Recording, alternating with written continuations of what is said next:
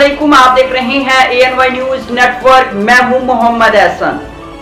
मिंचनाबाद बहावलनगर से special reporter Mohammad Ramzan Gujjar की report के मुताबिक एडिशनल चीफ सेक्रेटरी जनूबी पंजाब कैप्टन रिटायर्ड साकिब अली जफर की बहावलनगर आमद, दरियाए बैलेट के इलाकों और रिलीफ कैंपस का दौरा किया। एडिशनल चीफ सेक्रेटरी जनूबी पंजाब कैप्टन रिटायर्ड साकिब जफर ने बहावलनगर, चिश्तियाँ और मिंचनाबाद में सैलाब से मुतासर इलाकों का दौरा किया। Deputy commissioner Bahawalnagar Zulfiqar Ali Bhond, DPO Ali Raza और मुतलका अफसरान भी हमरा थे। इस मौके पर additional chief secretary Saqib Zafar ने इमदादी पोस्ट और कैंपों का मुआयना किया और मुतासरीन के लिए इमदादी सामान और अद्वियात का भी जायजा लिया।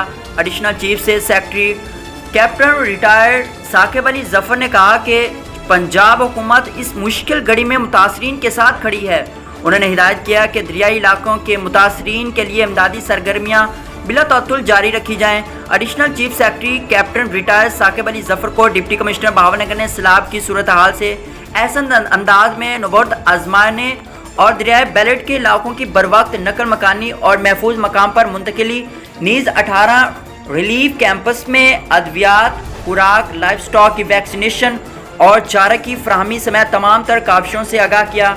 डिप्टी कमिश्नर का कहना था कि हर मुमकिन सैलाबी सूरत हाल के लिए ज़िला इंतज़ामिया अलर्ट है और आवाम की जान माल के तहफ़्फ़ुज़ और सैलाब से मुतासरा मौज़ूआत के लोगों की मदद के लिए दिन रात कमर बस्ता है।